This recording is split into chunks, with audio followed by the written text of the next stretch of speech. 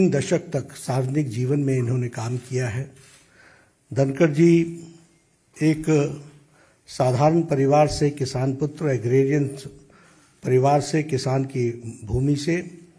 आते हुए अपने जीवन में सामाजिक और आर्थिक बाधाओं को पार करते हुए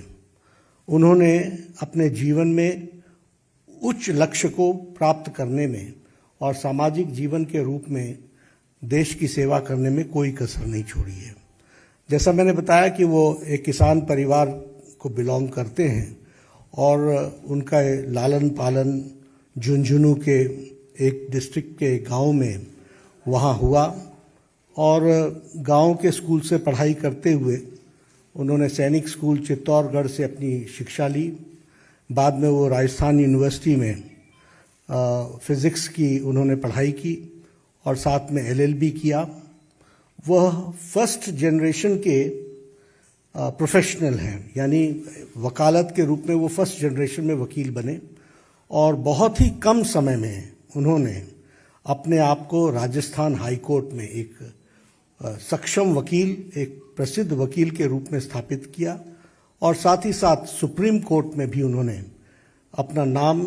एक वकील के रूप में स्थापित किया। So he is a first generation lawyer, first generation professional. और सार्वजनिक जीवन में आने से पहले वो एक प्रतिष्ठित वकील के रूप में उन्होंने अपने आप को स्थापित किया। वो सुप्रीम कोर्ट में वकील थे जब उन्होंने पहली बार लोकसभा 1989 में झुंझुनू से चुनाव लड़ा और वहाँ से वो विजय हासिल की और बाद में वो 1990 से लेकर के 1993 तक वह parliamentary affairs, minister of state for parliamentary affairs के मंत्री रहे और बाद में वो राजस्थान के किशनगढ़ कंस्टिट्यूएंसी अजमेर डिस्ट्रिक्ट से विधानसभा के भी सदस्य रहे और उनका एक लंबा एडमिनिस्ट्रेटिव एक्सपीरियंस रहा है। हम सब जानते हैं कि वो जुलाई महीने 2019 में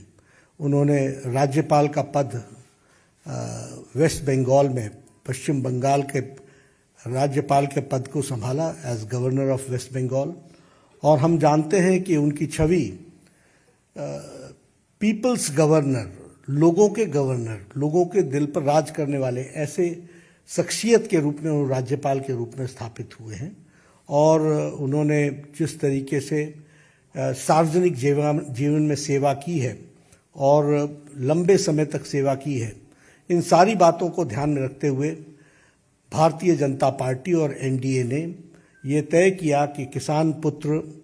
साधारण परिवार से बढ़ते हुए फर्स्ट जनरेशन के professional, fully equipped as an administrative capacity और जिनका सार्वजनिक जीवन में एक बहुत ही अच्छा योगदान रहा है, ऐसे प्रत्याशी को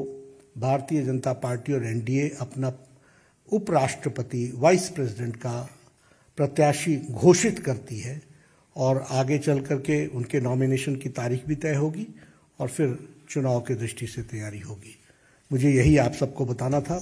श्री जगदीप धनखड़ हमारे NDA के प्रत्याशी हैं। बहुत बहुत धन्यवाद।